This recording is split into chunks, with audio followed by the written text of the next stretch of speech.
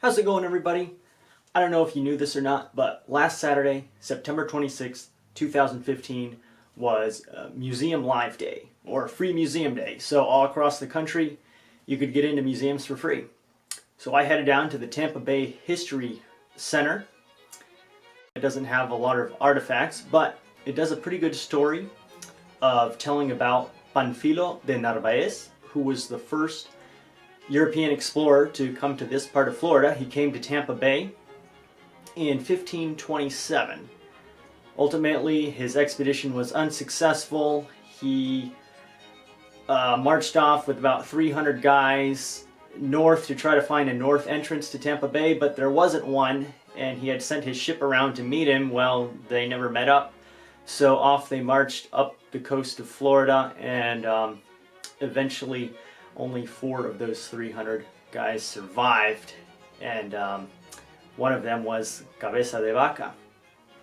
But moving on, the museum also does a pretty good job at telling about the 3 Seminole Wars, which I didn't know much about, and they took place in the Central Florida area. The first war was from 1816 to 1819.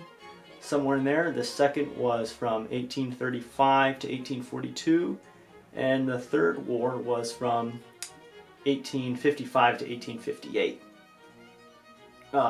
In between the first and second Seminole War, Fort Brooke was built right at the entrance where Hillsborough River comes out to Tampa Bay. It's not there anymore. Where the Tampa Bay History Center is sitting is where that fort used to be. That fort was built because the United States government was trying to put a military presence into this part of Florida, since they had just bought Florida from Spain. And they were trying to keep law and order in this part of the country and also fight the Seminoles. That was some of the highlights from the Tampa Bay History Center.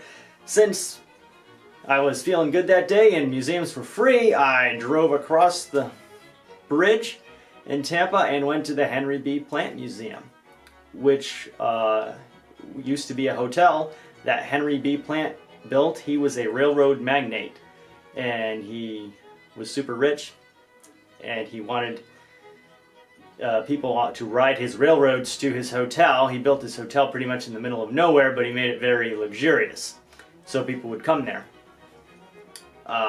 Then during the Spanish-American War, he got Congress, or the government, to make Tampa the military headquarters so that they would stay at his hotel.